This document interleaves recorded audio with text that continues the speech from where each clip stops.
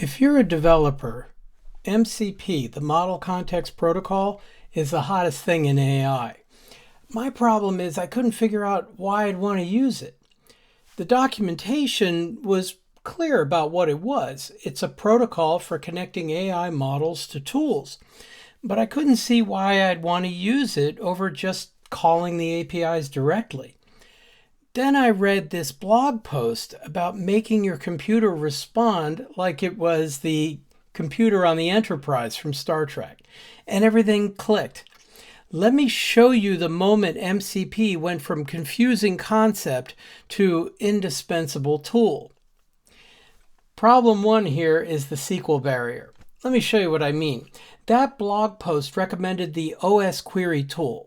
Here's osquery. It's an incredibly powerful open source system monitoring tool that you can install on a Mac. You can query just about anything about your system state, but you do it using SQL, and that's the problem. If I want to know why my fan is running, for example, I need to know that osquery maintains a temperature sensors table, and I need to write SQL similar to select name, Celsius from temperature sensors where Celsius is greater than 70. Then I need to cross-reference that with processes using the CPU, which means knowing about the processes table and writing more SQL. But with MCP, I can connect this to an AI client and just ask, why is my fan running in natural language? The LLM translates my question into the right SQL queries, runs them through the osquery service, and gives me a reasonable answer. It's like having a systems expert who speaks both English and SQL. This is one of the reasons why MCP matters. It's not about replacing your tools, it's about making them speak your language. The AI becomes your translator between human intent and the technical syntax. Instead of needing to learn every osquery table and column, you don't need to know more than just what the tools provide. Let the AI handle the translation layer for you, and if it gets it wrong, just ask again. But that was just the beginning. Once I understood this pattern, I started seeing MCP opportunities everywhere. So let me talk about the Docker tax. Take GitHub integration. This is one of the classic examples they talk about in the MCP documentation. The official GitHub MCP service exists, but it requires Docker, as you can see. And when you integrate the MCP service into, for example, Claude Desktop as a client, then you have to not only put in the Docker command, you have to embed your personal access token right inside the config file. It's got to be there in plain text. That gives me two problems. Docker, first of all, can be quite the resource hog. And secondly, I don't want my personal access token sitting in plain text in a config file, even if it won't necessarily be exposed to the outside world. So instead of using their service, I just took the local command on my system, GH, which is for GitHub, and I wrapped it in my own MCP service. That way I can do all my authentication right at the command line locally, no more secrets inside a config file, and I don't need Docker at all. So now I could ask, for example, what are the last 5 commits on my osquery MCP server project? And the large language model translates that into the right GH commands, runs them all locally with my existing authentication, makes the call, and formats the results into a nice readable form. No Docker, no exposed tokens, just clean local execution working with a simple interface. That's the power of MCP. You're not limited to existing services, and even though there are many ones out there, you can take any command line tool, any API you use, any system that has a programmatic interface, and turn it into an MCP service that you could use on any client. The common mistake I see is people assume you need to use the official services, which I get. I'd rather go with the ones that are sanctioned. But they also worry that if there isn't one available, you got to wait until the provider gives you one. No, you could wrap anything. So if you know that a service is fine because you wrote it or it's local or you've played with it for a long time, if you got a tool that requires you to remember syntax or special parameters or anything, it's a good candidate for MCP. You just wrap it, tell your client about it, like Claude Desktop, and you've got an English layer on top of it. Now here's where it gets interesting for the Java developers. I want to show you a bit about my implementation. And if you're finding this useful, please make sure to subscribe because I'm diving deep into practical AI integration techniques all the time. What you see here is an implementation in Java using the Spring AI module. So this is a Spring Boot project with the Spring AI module inside it. Now, Spring AI provides starters for both MCP servers and for MCP clients. And I've got a couple of each.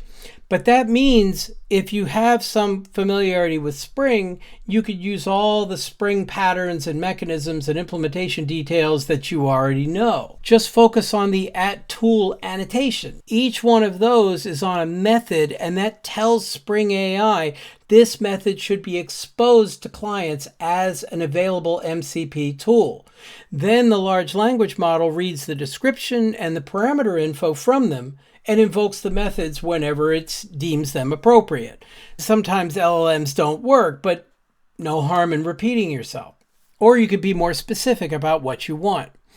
Over time, the LLMs get better and better at understanding your style or what you're interested in, and then they're more likely to invoke what you meant at the time you mean it. And you get to see the invocation right in front of you so you know whether or not this is working.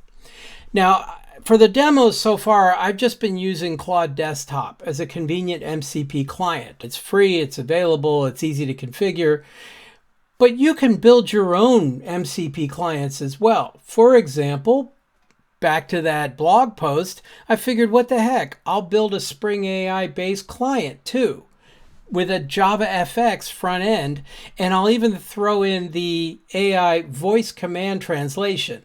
So I have code here to record my microphone, translate the audio file into English, and then figure out what commands to invoke and display the results. So watch this in action. I have a button here that I hold down to trigger the microphone. I'll speak into the microphone and it will record my mic, transcribe it to a command, echo the command, and then execute it. Ready? Computer, run a level 1 diagnostic. And there you have it. So in the text field here, the text block, it says level 1 diagnostic summary, system uptime that your system's been running for, and here's the system information and high memory usage processes and network connections and temperature and fan information and so on. It's simple, it's not terribly elegant, but it works, and all it's really doing is invoking that osquery tool that I was discussing as a wrap service. Have fun. I am literally talking to my computer like it's the enterprise computer, and it responds with the actual system information. If you want to see the code for either the services or this client, they're all in GitHub repositories that are linked in the description and in a pinned comment. So keep in mind the advantages here.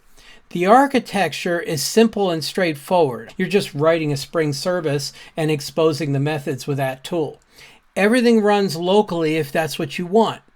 Authentication happens through normal system mechanisms, either through Spring or on your command line. And because it's Spring and Spring Boot, I have normal dependency injection, configuration management, all the enterprise patterns that I'm accustomed to. Spring AI handles all the MCP protocol stuff. That's all being done under the hood. You just focus on the business logic, and if you have trouble implementing some of that business logic, hey, that's what AI tools and agents are for. They're good about implementing the details. You just make sure you write tests to make sure it's working. The big idea again, MCP shines when you need to bridge natural language with technical interfaces. You're putting a conversational face on complicated tools. If you want to try this yourself, look for tools in your workflow that require translation between what you want and the technical syntax. Complex command line utilities, or SQL databases, or APIs with dozens of parameters, configuration systems, build tools, anything that could benefit from a conversation in front of it. Hey, how do I call this? What are the details of this? Just go ahead and invoke it for me. That's a good candidate for MCP. In closing, let me say MCP isn't about replacing your development tools or your development job.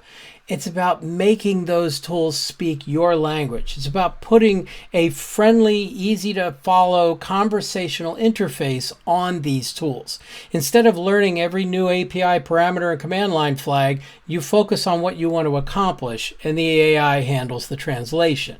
That's the real breakthrough with MCP. It's not just some protocol. It's a way to make every tool in your tool chain understand you. If this changes how you think about AI integration, let me know in the comments. And if you want more practical AI techniques for Java developers, then please subscribe and hit the notification bell. Thanks for watching, and I'll see you in the next video. Take care.